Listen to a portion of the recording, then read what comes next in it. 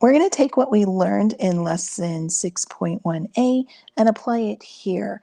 This time, however, if we take a look, we've been given an equation of a line, and we've been given a point, not necessarily the y-intercept. So that means we're going to need to use point-slope form in order to get these equations into slope-intercept form. So let's take a look at how that's done. Just a quick review of our point-slope form, and then we want to dig in and take a look at what we're looking for. In example 4 here, we want parallel lines, which means that we're going to have the what?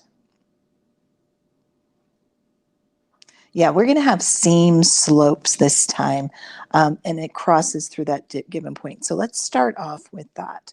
Our slope in this one is going to be 3. So we can identify from the given line that our slope is going to be 3. And honestly, that's all you need from that given line is that slope.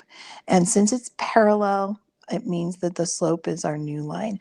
We're going to write our equation. So we've got y minus, remember this is your x1, this is your y1. So y minus 0 is going to equal the slope times x minus that 3.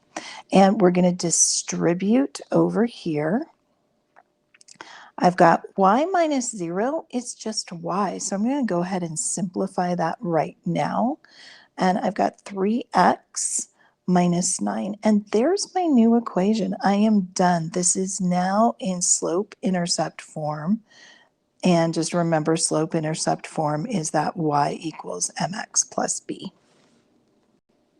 Let's do that whole process again for example B. Go a little bit faster this time. So we've got negative 1/2 is our slope. So m equals negative 1/2.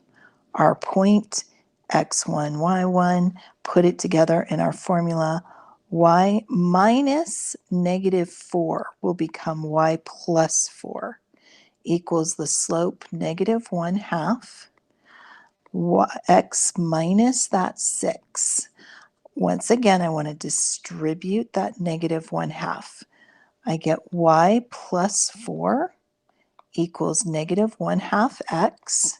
1/2 of 6 is going to be 3. 2 negatives will make that positive 3. The final step here is I need to get that y by itself, so I'm going to subtract this 4. And my final answer is y equals negative 1/2 x minus 1. That will give us an equation of a line that's parallel to this original line. This was our original line, but this line will also go through the given point. In example 5, we're going to do the same process again, but this time we're looking for perpendicular lines. So remember, perpendicular lines are what to the original slope? Yes, they're opposite reciprocals or opposite inverses. That means the same thing. In this one, once again, our given slope is positive 3. So to find my new slope, I need the opposite, which would be negative.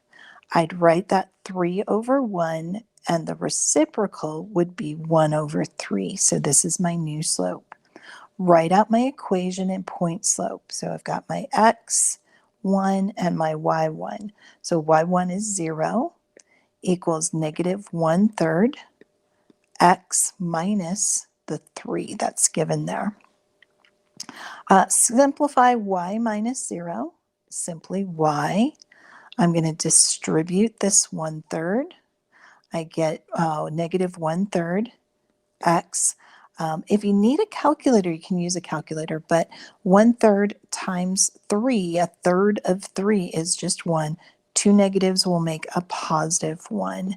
And my new equation, so a perpendicular line that goes through point 30, perpendicular to this original line here, would be y equals negative 1/3 x plus 1. We're going to repeat the whole process, but now with this one. My given slope is negative 1/2. That makes my new slope is going to be positive 2 over 1, but we're just going to rewrite that, simplify it to just 2. Then put it into my formula. So y minus my x1, my y1, y minus a positive 4, so minus a negative 4 would make it a plus 4. We get the slope, which is 2, x minus 6. Distribute my 2, y plus 4, y plus 4 equals 2x minus 12. And I'm going to subtract 4 from both sides to get that y by itself. And my final answer is y equals 2x minus 20. All right, we're going to finish this up with one more video, and let me know if you have any questions. I'd be happy to help you in class.